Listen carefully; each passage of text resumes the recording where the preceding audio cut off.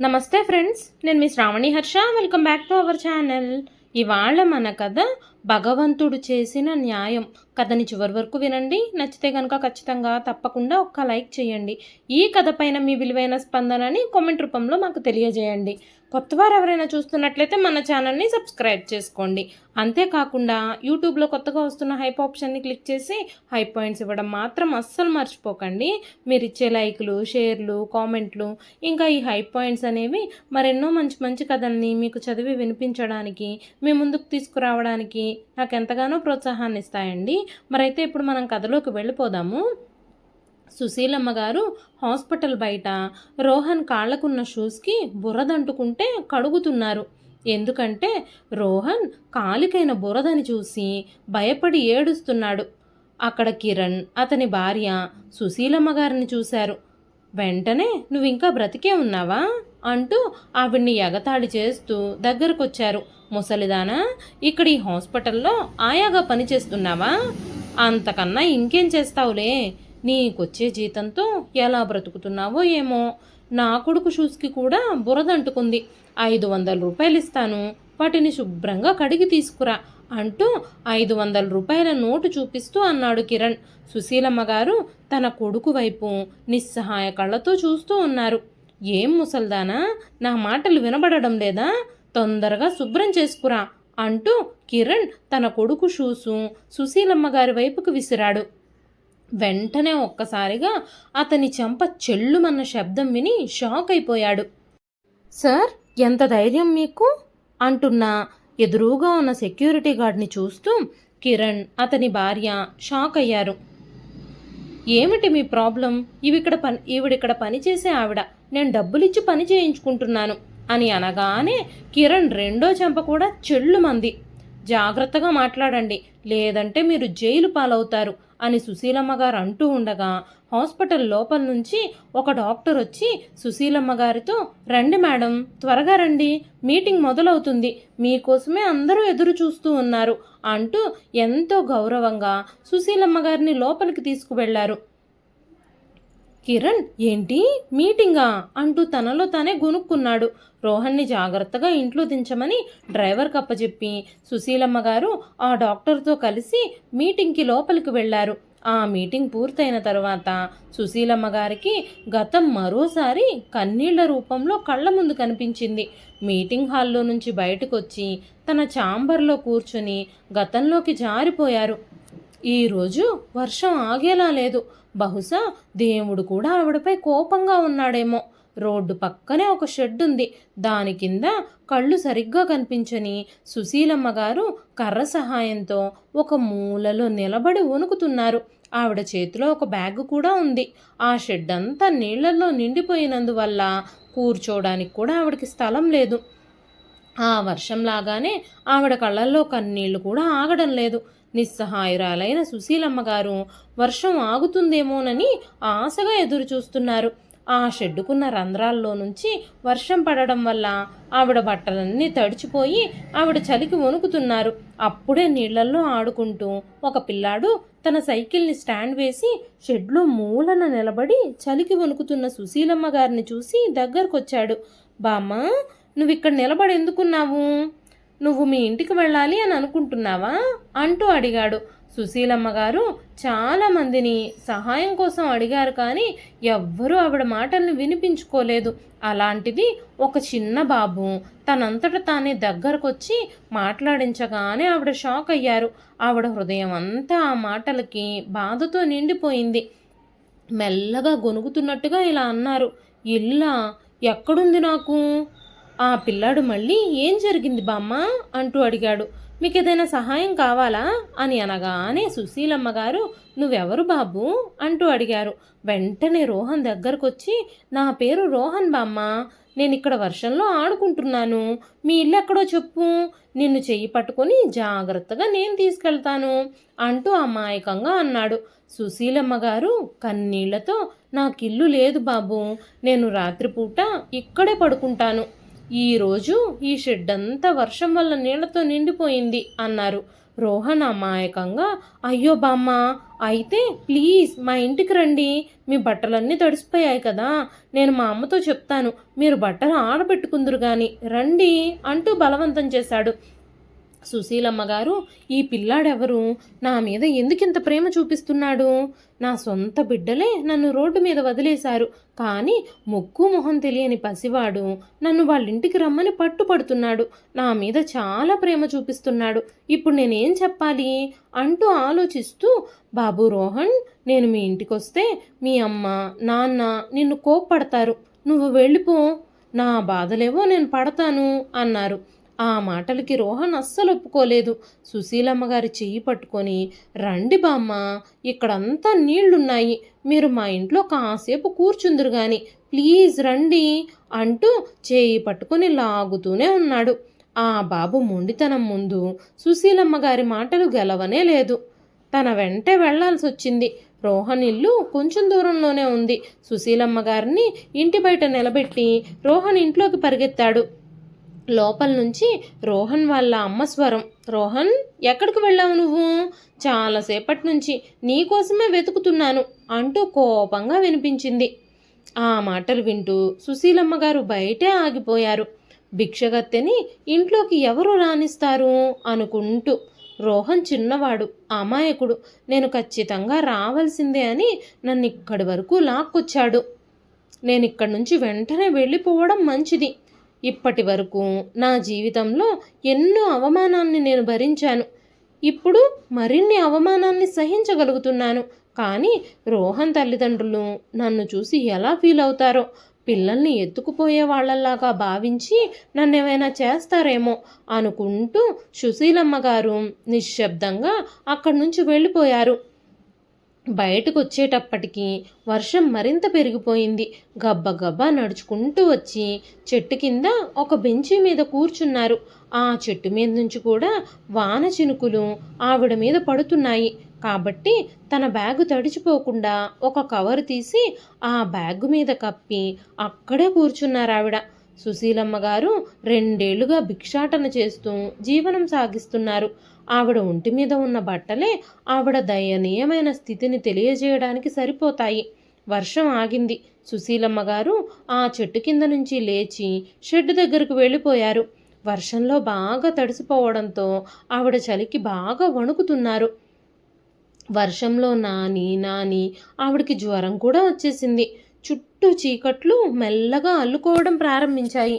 ప్రతి చోట వర్షం వల్ల నీళ్లతో నిండిపోవడంతో ఆవిడికి నిద్రపోవడానికి కూడా స్థలం అనేదే కనిపించలేదు. ఒక షాప్ ముందు కొంచెం స్థలం చూసుకుని ఆ బ్యాగ్లో నుంచి మరొక దుప్పటి తీసుకొని అక్కడ వేసుకుని తన బ్యాగ్ని దిండులాగా పెట్టుకొని ఒక తడి దుప్పటినే కప్పుకొని పడుకున్నారు. వర్షం వల్ల పక్కనే ఉన్న టీ షాప్లో పెద్దగా జనం గుమికూడున్నారు. కొంతసేపటి తర్వాత కళ్ళు మూసుకున్న సుశీలమ్మ గారిని ఎవరో తట్టి లేపుతున్నట్టుగా అనిపించింది. సుశీలమ్మ గారు గబుక్కున కళ్ళు తెరిచి లేచి కూర్చుని ఎవరు అంటూ అడిగారు. అప్పుడే ఆవిడకు ఒక గొంతు వినిపించింది. అమ్మా, ఇదిగో బామ్ ఇక్కడే ఉంది అన్న గొంతు విని ఇది రోహన్ గొంతులా ఉందే అనుకుంటూ సుశీలమ్మ గారు చిన్నగా అన్నారు. అప్పుడు రోహన్ తల్లి ప్రియ, ఆంటీ, చాలాసేపటి నుంచి రోహన్ నేను మీకోసమే వెతుకుతున్నాము, మీరు దొరికితే కానీ ఇంటికి రాను అని మారం చేస్తున్నాడు, మీకోసం మేము ఎప్పటి నుంచో వెతుకుతున్నాము అంటూ తల్లి కొడుకులిద్దరూ సుశీలమ్మ గారితో ప్రేమగా గౌరవంగా మాట్లాడడంతో ఆవిడ హృదయం సంతోషించడమే కాకుండా ఆవిడ కళ్ళు కన్నీళ్లతో నిండిపోయాయి. అమ్మా, నా కళ్ళు కనిపించవు, ఏదో ఎదురుగా ఉండే ఆనవాలు తెలుస్తుందంతే, నేను ఎవ్వరి మొహాన్ని పరీక్షగా చూడలేను, ఈ రోహన్ని సాక్షాత్తుగా ఆ భగవంతుడే నా కోసం పంపించాడనుకుంటా అంది. అప్పుడు ప్రియ, అయ్యో అమ్మా, అంత మాట అనకండి, మీరు చలికి బాగా వణుకుతున్నారు, నేను మీకోసం ఒక టీ తీసుకొస్తాను, మీకు తినడానికి ఏమైనా తీసుకొస్తాను అంటూ ఆ టీ షాపులోకి వెళ్ళి ఒక బన్ను తీసుకొచ్చి ఆవిడకిచ్చారు. సుశీలమ్మ గారు వెంటనే తీసుకున్నారు. అమ్మా, మీకు అభ్యంతరం లేకపోతే మీరు మా ఇంటికి రండి అంటూ అడిగింది ప్రియ. సుశీలమ్మ గారు, లేదమ్మా, నేను ఇక్కడే పడుకుంటాను, నా కోసమని మీరు ఇబ్బంది పడకండి అంటూ వారించడంతో రోహన్ అతని తల్లి సుశీలమ్మ గారికి కొన్ని బాత బట్టలు కప్పుకోవడానికి పొడి దుప్పటి తీసుకొచ్చిచ్చారు. సుశీలమ్మ గారు ఆ దేవుడికి ప్రియాకి పదే పదే కృతజ్ఞతలు తెలిపారు. ఆవిడ వనకడం చూసిన ప్రియ, ఆంటీ మీకు ఆరోగ్యం బాగున్నట్టుగా లేదు, మీ ఒళ్ళంతా జ్వరంతో కాలిపోతుంది. మా రోహన్ వాళ్ళ నాన్నగారు ఒక డాక్టరు, మీరు మాతో పాటు మా ఇంటికి రండి, ఆయన మీకు ఏదైనా మందులు ఇస్తారు అని చెప్పగానే సుశీలమ్మ గారు, ఏం పర్లేదమ్మా, నాలాంటి వాళ్ళకి ఇలాంటివన్నీ అలవాటే, రేపు ఉదయానికల్లా జ్వరం తగ్గిపోతుందిలే అంటూ మొహమాటంగా అన్నారు. సరే అమ్మా, అయితే రేపు ఉదయానికి గనక జ్వరం తగ్గకపోతే మీరు ఖచ్చితంగా మా ఇంటికి రావాలి అంటూ అక్కడి నుంచి వెళ్ళిపోయారు ప్రియా ఇంకా రోహన్. సుశీలమ్మ గారు, సొంత బిడ్డలకు కూడా నా మీద శ్రద్ధ కానీ ప్రేమ కానీ లేవు, నన్ను నిర్దాక్షిణ్యంగా ఇంటి నుంచి బయటకు పంపించేశారు. ఎవరో తెలియని, ముక్కు మొహం తెలియని వీళ్ళకి నా మీద భగవంతుడు ప్రేమని కలగజేశాడు అనుకుంటూ రోహన్ వాళ్ళిచ్చిన పరుపును విప్పి వాళ్ళిచ్చిన బట్టల్ని చూస్తూ ఆ తడి బట్టల్ని మార్చుకున్నారు. చలి జ్వరం నుంచి ఆవిడకి కొంచెం ఉపశమనం కలిగినట్టుగా అనిపించింది. వాళ్ళిచ్చిన దుప్పటి కప్పుకొని నిద్రపోయారు. ఉదయాన్నే రోహన్ తన తండ్రితో సుశీలమ్మ గారి గురించి చెప్పాడు. రాత్రి బామ్మకి చాలా జ్వరం వచ్చింది నాన్న అనగానే వెంటనే రోహన్ తండ్రి అతనితో పాటు ఆ షాప్ దగ్గరకు వెళ్ళాడు. కానీ ఆవిడ అక్కడ లేదు. రోహన్ చాలా కంగారు పడ్డాడు. సుశీలమ్మ గారి కోసం ఆ చుట్టుపక్కలంతా వెతకడం మొదలుపెట్టాడు. రోహన్ తండ్రి అరుణ్ కూడా చుట్టుపక్కలంతా వెతికాడు. ఆవిడెక్కడా కనిపించలేదు. వాళ్ళిద్దరూ నిరాశతో ఇంటికి బయలుదేరుతూ ఉండగా రోహన్, నాన్న బామ్మ ఎక్కడికి వెళ్ళిందో నాకు తెలుసు అంటూ రోడ్డు మీద పరిగెత్తుకుంటూ వెళుతూ ఉంటే అరుణ్ కూడా రోహన్ని వెంబడిస్తూ తన వెంటే వెళ్ళాడు. రోహన్ పరిగెత్తుకుంటూ ఆ షెడ్ దగ్గరకు వెళ్ళి నిన్న ఎక్కడైతే సుశీలమ్మ గారిని చూశాడో ఆ షెడ్ దగ్గరే ఆవిడ కోసం వెతకడం మొదలుపెట్టాడు. అక్కడ సుశీలమ్మ గారు కనిపించగానే ఆవిడ్ని చూసి ప్రేమగా నవ్వాడు. వెనక నుంచి వచ్చి సుశీలమ్మ గారిని చూసి నవ్వుతున్న రోహన్ని చూసి అరుణ్ ఊపిరి పీల్చుకున్నాడు. అప్పుడు రోహన్ అరుణ్తో, నాన్న చూడు, ఇదిగో ఈవిడే బామ్మగారు, నిన్న బామ్మగారికి ఎంత జ్వరం వచ్చిందో చూడండి, అమ్మ బామ్మగారి కోసం పొడి బట్టలు దుప్పటి బెడ్షీటు కూడా ఇచ్చింది అన్నాడు. సుశీలమ్మ గారు రోహన్ అలాగే నిలబడిపోయారు. రోహన్ మాటలు వింటూ అరుణ్ సుశీలమ్మ గారిని పైనుంచి కింద వరకు చూశాడు. ఆవిడ నిస్సహాయత అంతా ఆవిడ వేసుకున్న బట్టల్లోనే కనిపిస్తూ ఉంది. అరుణ్ సుశీలమ్మ గారి చెయ్యి పట్టుకుని చూసినప్పుడు ఆవిడకి ఇంకా జ్వరంగానే ఉందని అర్థమయ్యింది. అప్పుడు రోహన్, బామ్మ రాత్రి నీకు అమ్మ పరుపు దుప్పటి ఇచ్చింది కదా, అవి ఎక్కడికి పోయాయి అన్నాడు. సుశీలమ్మ గారు వెంటనే బాధగా, ఉదయాన్నే షాప్ దగ్గర నుంచి నన్ను బయటకు వెళ్ళమని నన్ను అక్కడి నుంచి నిద్రపోతూ ఉంటే లేపి బయటకు తోసేశారు. నా పరుపు దుప్పటి వాళ్లే లాగేసుకుని డస్ట్బిన్లో విసిరి కొట్టారు. నన్ను అక్కడ నిలబడనివ్వకుండా తరిమి కొట్టారు. వాళ్ళు షాప్ యజమానులు. వాళ్ళ షాప్ ముందు నేను పడుకోవడం ఇష్టం లేక వాళ్ళు అలా చేశారు అనగానే అరుణ్కి సుశీలమ్మ గారి మీద చాలా జాలి కలిగింది. వెంటనే అరుణ్ సుశీలమ్మ గారిని తమ ఇంటికి తీసుకెళ్లాడు. ఆవిడకి చెకప్ చేసి జ్వరానికి కొన్ని మందులు ఇచ్చాడు. అమ్మా, ఈ రోజు నుంచి మీరు మాతో పాటు ఇక్కడే ఉండొచ్చు అన్నాడు అరుణ్. కానీ ఆ మాటలకి సుశీలమ్మ గారు అంగీకరించలేదు. నా కన్న బిడ్డల్ని నన్ను విడిచిపెట్టేశారు. ఇప్పుడు మీరు చూపించే ఈ ఆదరాభిమానాల్ని నేను అంగీకరించలేను. నన్ను ఇలా వదిలేయండి. మీరు ఇప్పటి వరకు చేసిన వాటికి చాలా చాలా కృతజ్ఞతలు అనగానే అరుణ్, అమ్మా రోహన్ మిమ్మల్ని బామ్మ అని పిలిచాడు కాబట్టి మీరు నాకు తల్లి లాంటి వారు. మీరు మీ కొడుకింట్లో ఉండడానికి ఎందుకు నిరాకరిస్తున్నారు? సరే, మీ మొహమాటం నాకు అర్థమవుతుంది. కనీసం మీకు జ్వరం తగ్గిపోయి మీ ఆరోగ్యం కుదురుకునే వరకు ఇక్కడే ఉండండి. ఆ తర్వాత నేను మిమ్మల్ని అస్సలు ఆపను, కానీ ప్రస్తుతానికి మాత్రం మాతో ఉండండి అన్నాడు అరుణ్. అరుణ్ ప్రేమగా అమ్మ అని పిలవగానే సుశీలమ్మ గారికి కాదనలేకపోయారు. అరుణ్ ఇంకా ప్రియా సహాయంతో సుశీలమ్మ గారు క్రమక్రమంగా కోలుకోవడం ప్రారంభించారు. కావలసినంత విశ్రాంతి, మంచి ఆహారం, అంతేకాకుండా ప్రియా సుశీలమ్మ గారి ఆరోగ్యం పట్ల చాలా శ్రద్ధ వహించేది. ఆవిడ ఆరోగ్యం మెల్లమెల్లగా మెరుగుపడింది. మంచి బట్టలు మంచి ఆహారం కారణంగా ఆవిడ ముఖంలో మళ్ళీ మెరుపు తిరిగి వచ్చింది. ఇటువంటి కష్ట సమయంలో రోహన్ మరియు అతని తల్లిదండ్రుల సహాయం ఆవిడకి లభించినందుకు సుశీలమ్మ గారు పదే పదే దేవుడికి కృతజ్ఞతలు తెలుపుకున్నారు. రోహన్ స్కూల్కి, అరుణ్ హాస్పిటల్కి వెళ్ళిపోయాక ఒకరోజు ప్రియ సుశీలమ్మ గారి పక్కనే కూర్చొని, ఆంటీ, అభ్యంతరం లేకపోతే మీరు మీ కుటుంబం గురించి నాతో చెప్తారా? మీ కుటుంబం గురించి నాకు తెలుసుకోవాలనుంది అని అడిగింది. మీకు కొడుకులు, కూతుర్లు ఎవ్వరూ లేరా అని అడిగిన ప్రియా మాటలకి సుశీలమ్మ గారు కాసేపు మౌనంగా ఉండిపోయారు. మర్చిపోయిన రోజులన్నింటినీ మళ్ళీ గుర్తు చేసుకోవడం మొదలుపెట్టారు. ప్రియతో ఈ విధంగా చెప్పడం మొదలుపెట్టారు. ఆవిడ మొహంలో బాధ స్పష్టంగా కనిపిస్తుంది. కళ్ళల్లోంచి జారి పడుతున్న కన్నీళ్లని తుడుచుకుంటూ, అమ్మ ప్రియా, నాకు కుటుంబం ఉంది, కానీ ఇప్పుడు వాళ్ళంతా ఎక్కడున్నారో నాకు తెలియదు. నన్ను నిస్సహాయంగా నడి రోడ్డు మీద వదిలేసి వెళ్ళిపోయారమ్మా. నేను చాలాసార్లు వెతికినా సరే ఎవ్వరూ దొరకలేదు. నాకిద్దరు కొడుకులు, కోడళ్ళు, మనవళ్ళు ఉన్నారు. నేను నా కుటుంబానికి దూరమై 2 సంవత్సరాల పైనే అవుతుంది అన్నారు సుశీలమ్మ గారు. ఆ తర్వాత సుశీలమ్మ గారు తన గతం గురించి ప్రియతో ఈ విధంగా చెప్పడం మొదలుపెట్టారు. నాకు పెళ్ళైన దగ్గర నుంచి నా భర్త చిన్న చిన్న వ్యాపారాలు చేస్తూ ఉండేవారు. ఇంట్లో ఏ విషయానికి కొదువ కానీ లోటు కానీ ఉండేది కాదు. 2 పిల్లల చదువులు, పెళ్ళిళ్ళు, అన్ని బాధ్యతలు తీరిపోయాక ఆయన వ్యాపార బాధ్యతల నుంచి కూడా రిటైర్ అయిపోయి మిగిలిన జీవితం అంతా తీర్థయాత్రలు చేస్తూ గడపాలి అని నిర్ణయించుకున్నారు. కొడుకులు, కోడళ్ళు కూడా సంవత్సరానికి ఒకసారి మా దగ్గరకు వచ్చి చాలా ప్రేమగా ఉండేవారు. ఒకసారి మేము తీర్థయాత్రలకు వెళ్ళినప్పుడు అక్కడ తీర్థయాత్రలో ఉండగా మేము వెళుతున్న బస్సు ప్రమాదానికి గురైంది. నాకు, నా భర్తకి తీవ్ర గాయాలయ్యాయి. నా భర్త వెంటనే అక్కడే మరణించారు. హాస్పిటల్ వాళ్ళు మా పిల్లలకి ఫోన్లో ఇన్ఫర్మేషన్ ఇచ్చారు. అప్పటికే నా కళ్ళకి గాయాలవ్వడంతో, కళ్ళల్లో గాజు పెంకులు గుచ్చుకోవడంతో నా భర్తని చివరి చూపు కూడా నేను చూసుకోలేకపోయాను. నా కళ్ళకి ఆపరేషన్ జరిగిందని, ఏడవడం అంత మంచిది కాదని డాక్టర్లు చెప్పారు. కానీ ఎన్నో ఏళ్ళు నాతో జీవించి ప్రేమని, సంతోషాన్ని పంచి నా బాధ్యతలన్నీ పంచుకున్న భర్తని దూరం చేసుకున్న నేను ఏడవకుండా ఎలా ఉండగలను?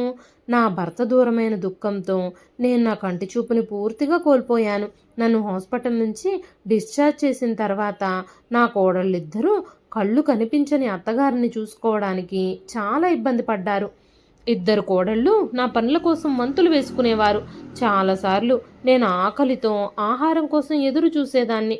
కానీ సాయంత్రం వరకు నాకు ఆహారం అనేదే లభించేది కాదు. సుశీలమ్మ గారు కళ్ళు కనిపించని కారణంగా ఏ పని చేసుకోలేకపోయేవారు. ఒక్కోసారి తన బట్టలను కూడా తిప్పి వేసుకునేవారు. అయినా సరే కోడళ్ళు ఏమాత్రం సహాయం చేసేవారు కాదు. గదిలోనే దేనికోసమైనా వెతుక్కుంటూ మంచం తగిలి ఆవిడ కింద పడిపోయేవారు. ఇవన్నీ చూసి కోడళ్ళు ఎగతాళి చేస్తూ నవ్వేవారే తప్ప ఏమాత్రమూ పట్టించుకుని సహాయం చేసేవారు కాదు.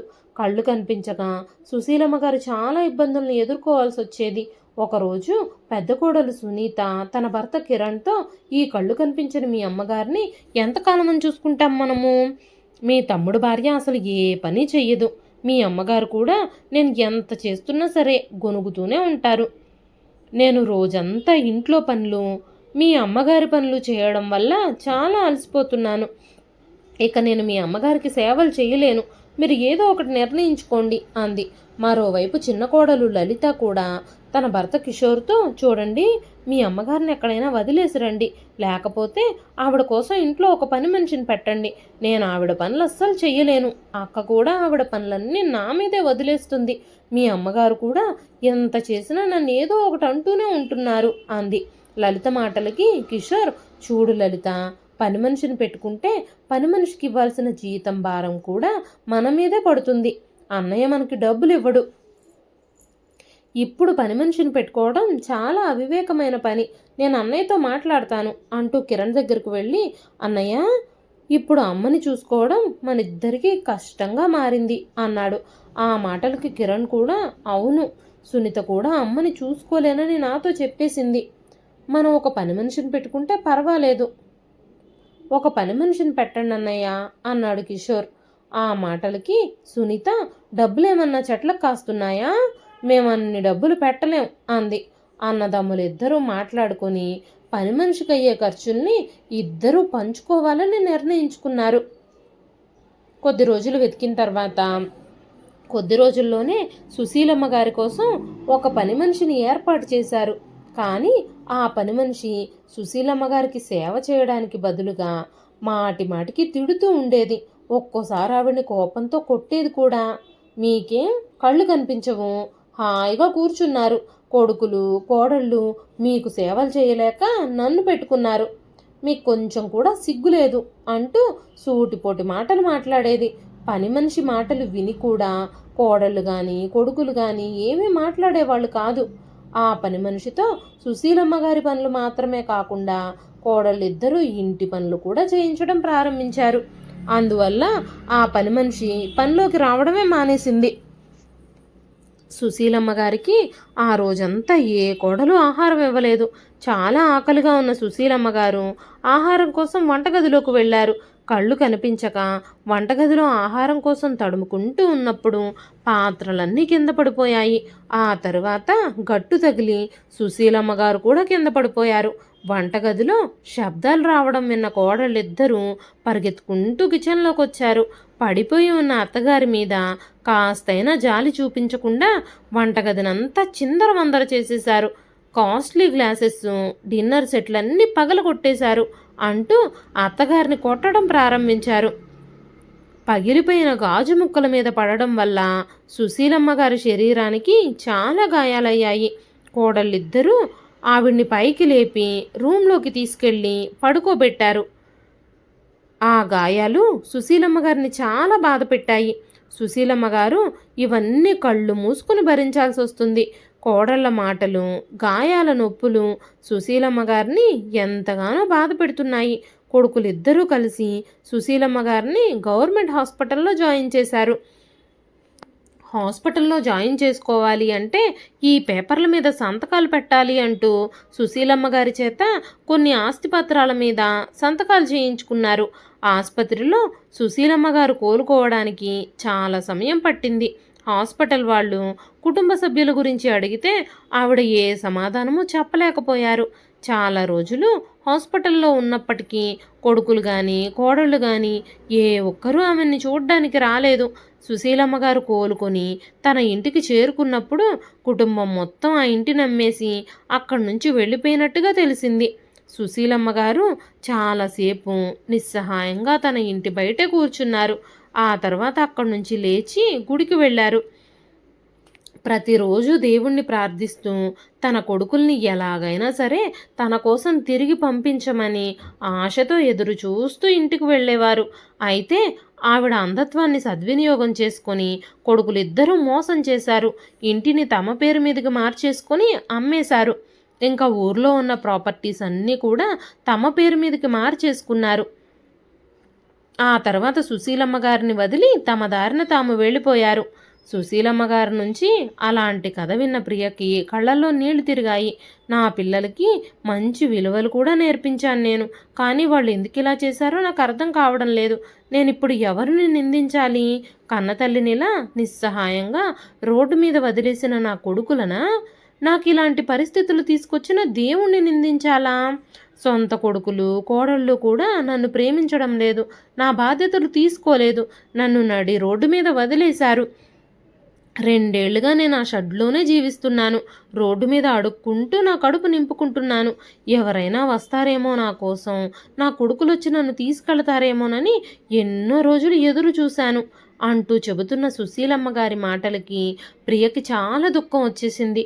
ఒకరోజు అరుణ్ సుశీలమ్మ గారితో ఇలా అన్నాడు.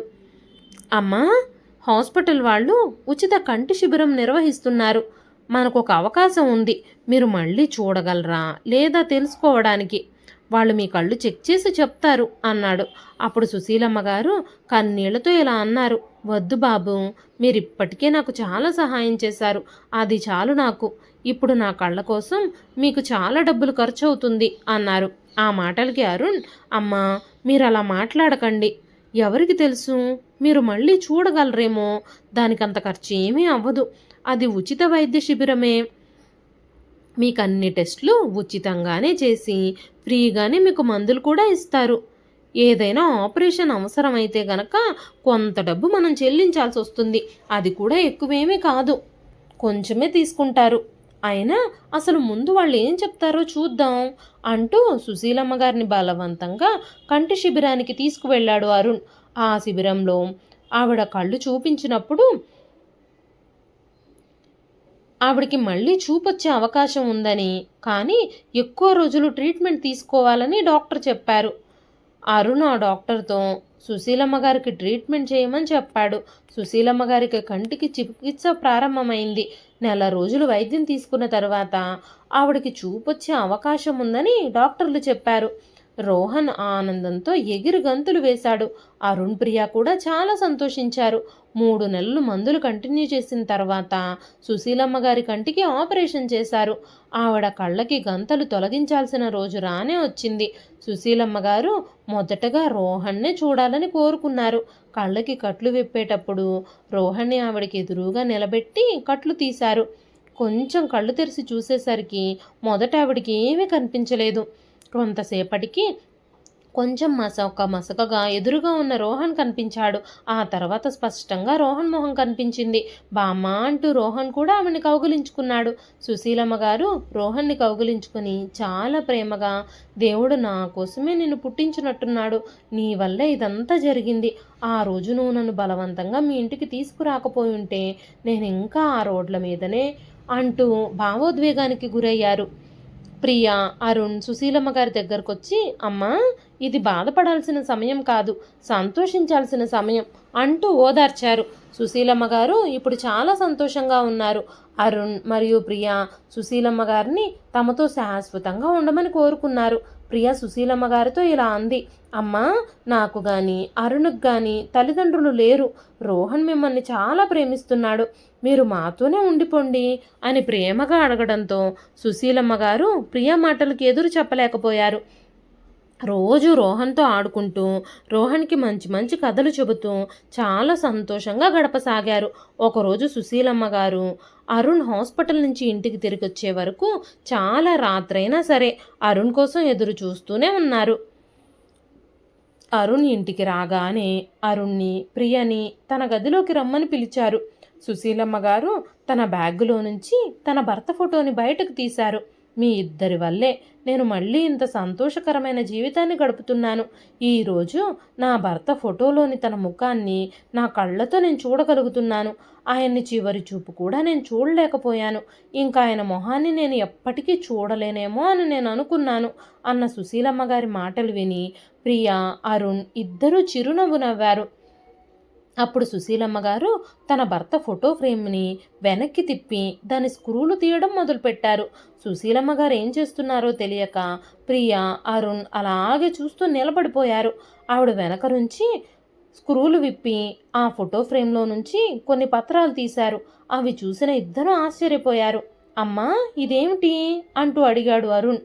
ఇదేమిటో నాకు కూడా తెలియదు బాబు, నా భర్త చనిపోకముందు ఈ కవర్ నాకు ఇచ్చారు.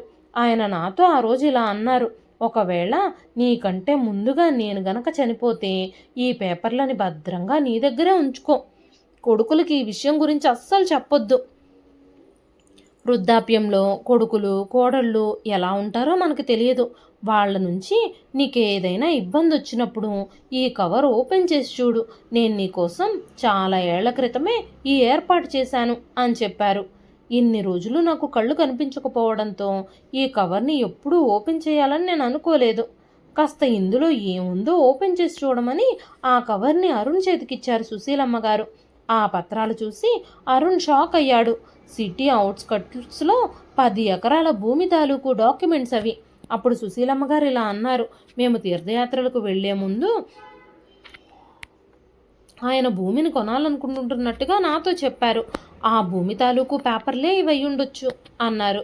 రోడ్ల మీద భిక్షగత్తెగా ఉన్న నన్ను తీసుకొచ్చి మీ గుండెల్లో పెట్టి చూసుకుంటున్నారు మీరు.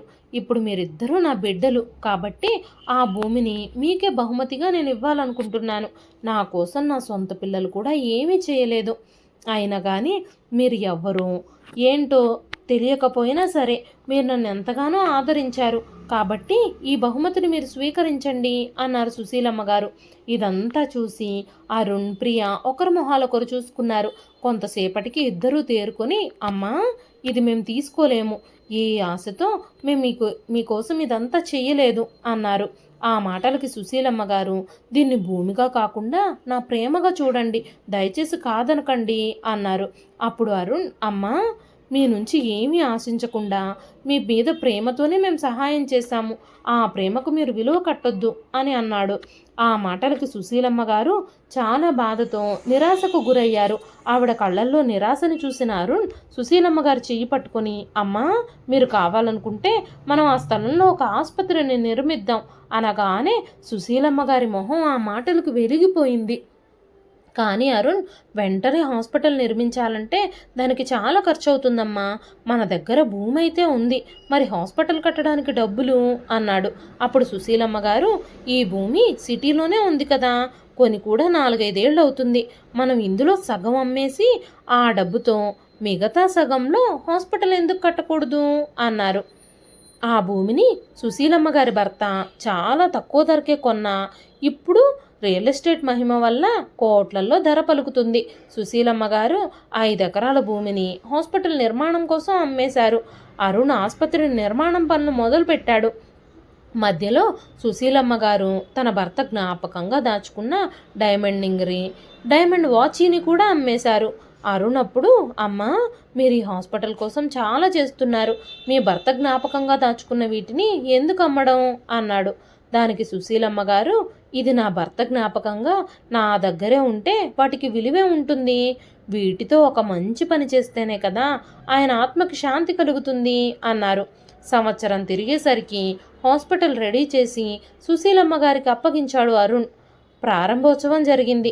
ఇప్పుడు సుశీలమ్మ గారు హాస్పిటల్ బాధ్యతలన్నింటినీ డాక్టర్ అరుణ్కి అప్పచెప్పారు. ప్రతిరోజు తన కారులో హాస్పిటల్కి వెళ్ళి అక్కడ పనులన్నీ చూసుకుంటూ ఉండేవారు. అలా రోజులు గడుస్తూ ఉన్నాయి. ఆ హాస్పిటల్ ద్వారా ఎంతోమంది పేదలకు వైద్యం అందుతుంది. ఎన్నో సేవా సంస్థలు కూడా ఆ హాస్పిటల్కి మద్దతుగా నిలిచాయి. ఒకరోజు అర్ధరాత్రి అరుణ్కి ఎవరో కాల్ చేశారు. అవతల వైపు మాట్లాడుతున్న వారు తమ బిడ్డ యాక్సిడెంట్కు గురయ్యాడని, అతని పరిస్థితి చాలా విషమంగా ఉందని చెప్పారు. మీ హాస్పిటల్ గురించి ఎవరి ద్వారానో తెలుసుకున్నామని, మా బిడ్డని మీరే రక్షించాలి అని ఎంతగానో ప్రాధేయపడ్డారు. వెంటనే అరుణ్ హాస్పిటల్కి బయలుదేరాడు ఉన్న పళంగా. అక్కడికి వెళ్ళి చూస్తే అతని శరీరంపై ఉన్న గాయాలకి కట్లు కట్టున్నాయి.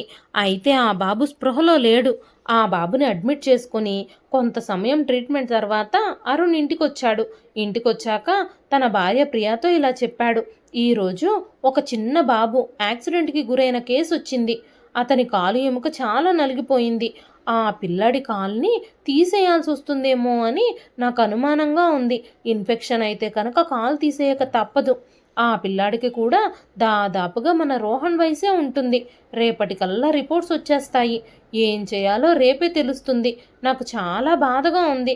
అంత చిన్న వయసులో ఆ బాబుకి అంత కష్టం వచ్చింది అంటూ మాట్లాడుతూ అరుణ్ నిద్రలోకి జారుకున్నాడు.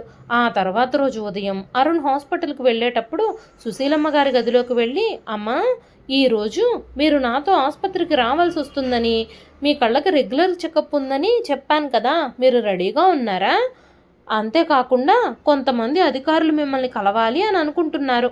ఈ హాస్పిటల్ ద్వారా ఎంతోమందికి మనం చేస్తున్న సేవలను గుర్తించి మన ఆసుపత్రికి ఫండ్ ఇవ్వడం కోసం వాళ్ళు వస్తున్నారట. దానికి సంబంధించిన విషయాలన్నీ మీతో మాట్లాడాలంట అని చెప్పి సుశీలమ్మ గారిని తనతో పాటు హాస్పిటల్కి తీసుకెళ్లాడు అరుణ్. సుశీలమ్మ గారు మీటింగ్ రూమ్లో వాళ్ళందరినీ కలిసి అరుణ్తో కలిసి బయటకు వస్తూ ఉన్నప్పుడు అక్కడికి నర్స్ పరిగెత్తుకుంటూ వచ్చి, నిన్న రాత్రి అడ్మిట్ అయిన పేషెంట్ కండిషన్ చాలా సీరియస్గా ఉంది. అతను స్పృహలో లేడు. కళ్ళు తెరిచినా కూడా ఏమీ మాట్లాడడం లేదు. ఆ పిల్లాడి తల్లిదండ్రులు కూడా చాలా కంగారు పడుతున్నాడు అని చెప్పగానే అరుణ్ ఆ బాబు గదివైపుగా వచ్చాడు.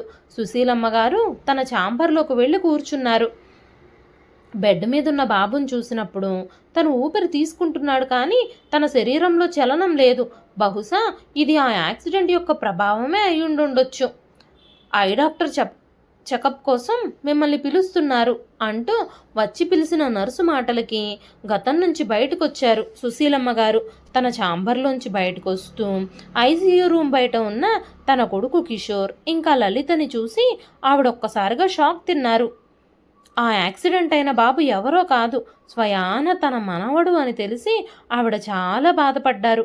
అప్పుడు లలిత గొనుగుతున్నట్టుగా కిషోర్తో ఇలా అంది, ఏమిటి మీ అమ్మ ఈ హాస్పిటల్కి యజమానా? నాకు చాలా ఆశ్చర్యంగా ఉంది. ఆవిడ కళ్ళు కనిపించక రోడ్డు మీద అడుక్కు తింటూ ఎప్పుడో ఏ యాక్సిడెంటో అయి చచ్చిపోయి ఉంటుంది అనుకున్నాం కదా మనం అంది. అప్పుడు అరుణ్ ఆ బాబు తల్లిదండ్రులతో, బాబు కాలికి ఇన్ఫెక్షన్ అయ్యిందండి, వెంటనే ఆపరేషన్ చేసి ఆ కాలు తీసేయకపోతే ఆ ఇన్ఫెక్షన్ ప్రభావం బాడీ మొత్తం వ్యాపించి బాడీ మొత్తం ప్యారలైజ్ అయిపోతుంది. ఈ ఆపరేషన్లో 50-50 ఛాన్సెస్ మాత్రమే ఉన్నాయి. మీకు ఇష్టమైతే రిసెప్షన్లోకి వెళ్ళి అగ్రిమెంట్స్ మీద సంతకాలు చేయండి, ఆపరేషన్ స్టార్ట్ చేసేస్తాము అన్నాడు. ఆ మాటలకి కిషోర్ ఇంకా లలిత చాలా కంగారు పడిపోయారు.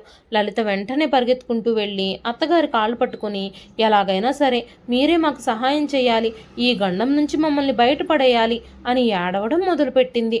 వెంటనే సుశీలమ్మ గారు అరుణ్తో, అరుణ్ ఆ బెడ్ మీద ఉంది నా మనవడు, తన ప్రాణాన్ని నువ్వు ఎలాగైనా కాపాడాలి, వెంటనే ఆపరేషన్ స్టార్ట్ చెయ్యి, ఫార్మాలిటీస్ అన్ని తర్వాత అన్నారు. వెంటనే అరుణ్ బాబుకి ఆపరేషన్ మొదలు పెట్టాడు. కిషోర్ ఇంకా లలిత చేతులు కట్టుకుని సుశీలమ్మ గారి ఎదురుగా కంగారుగా నిలబడ్డారు. చాలాసేపటి తర్వాత ఆపరేషన్ పూర్తయ్యి అరుణ్ బయటకు వస్తూ, ఇన్ఫెక్షన్ బాగా సోకడం వల్ల బాబు కాల్ని తీసేయాల్సి వచ్చింది, బాబు ప్రాణానికి మాత్రం ఏం ప్రమాదం లేదు అని చెప్పాడు. లలిత కళ్ళు కన్నీళ్లతో నిండిపోయాయి. అత్తగారి పట్ల తను చేసిన దుర్మార్గాలన్నీ గుర్తొచ్చి పశ్చాత్తాపంతో కుమిలిపోయింది. అంతలోనే వెనక నుంచి, తమ్ముడు ఎలా ఉంది బాబుకి? నాకు అర్జెంటు పని ఉండడం వల్లనే వెంటనే రాలేకపోయాను అంటూ కిరణ్ కిషోర్ దగ్గరకొచ్చి భుజం మీద చెయ్యి వేసి అడిగాడు. నాకంతా తెలుసన్నయ్య, అర్జెంట్ పని ఏమీ లేదు, నేను డబ్బులు అడుగుతాననే కదా నువ్వు ఇప్పటి వరకు ఇక్కడికి రాలేదు అంటూ అన్నని నిందించాడు కిషోర్. ఆ రోజు భారంగా భావించి రోడ్డు మీద వదిలేసిన కన్న తల్లి ఈ రోజు తనకి ఏ విధంగా సహాయం చేసిందో కిషోర్ కిరణ్కి వివరించి చెప్పాడు. అప్పుడు కిరణ్కి అర్థమయ్యింది, ఉదయం తను హాస్పిటల్లో స్వీపర్ అనుకుని అవమానించిన తన తల్లి ఈ హాస్పిటల్కి యజమాని అని. కొడుకులిద్దరూ సిగ్గుతో తల్లి కాళ్ళు పట్టుకున్నారు. అమ్మా, మమ్మల్ని క్షమించు, నిన్ను చూస్తూ ఉంటే మాకు చాలా గర్వంగా ఉంది, మాతో పాటు వచ్చేయమ్మా, నిన్ను చాలా జాగ్రత్తగా చూసుకుంటాము, నీకు ఎలాంటి ఇబ్బంది కలగనివ్వము అన్నారు. అప్పుడు సుశీలమ్మ గారు కొడుకులిద్దరిని క్షమించడానికి సిద్ధంగా లేరు. ఆవిడ కొడుకుల వైపు చూస్తూ కొడుకులతో ఇలా అన్నారు, అయినా ఏ మొహం పెట్టుకుని నన్ను మీతో పాటు వచ్చేయమని అడుగుతున్నారు? ఇప్పుడు నేను ఈ హాస్పిటల్ యజమానిని కాబట్టి మీరు నన్ను మీతో పాటు తీసుకెళ్ళాలి అని తాపత్రయపడుతున్నారు. అదే నేను గనక రోడ్డు మీద అడుక్కుంటూ మీకు ఎదురైతే ఈ కన్నతల్లి మీద ఇంతే ప్రేమను మీరు చూపించేవారా? అయినా నా కొడుకులిద్దరూ ఎప్పుడూ చచ్చిపోయారు. నాకిప్పుడున్నది ఒకే ఒక కొడుకు, కోడలు, మనవడు, వారే అరుణ్, ప్రియా ఇంకా రోహన్ అని చెప్పి తన కారులో అక్కడి నుంచి ఇంటికి వెళ్ళిపోయారు సుశీలమ్మ గారు. ఇదండి ఈ రోజు కథ. ఈ కథ మీకు ఎలా అనిపించింది? సుశీలమ్మ గారు సరైన నిర్ణయమే తీసుకున్నారు అని మీలో ఎంతమంది అనుకుంటున్నారు? సుశీలమ్మ గారు తన కొడుకుల్ని క్షమించి కొడుకులతో పాటు వెళ్ళుంటే బాగుండేది అని మీలో ఎంతమంది భావిస్తున్నారు? మీ విలువైన అభిప్రాయాలని మాకు కామెంట్ రూపంలో తెలియజేయండి. కథ నచ్చితే ఒక లైక్ చేయండి. మరెన్నో ఇలాంటి ఇంట్రెస్టింగ్ కథల కోసం మన ఛానల్ని సబ్స్క్రైబ్ చేసుకోండి. మరొక మంచి కథతో రేపు మళ్ళీ కలుస్తానండి. అంతవరకు సెలవు, ఉంటానండి.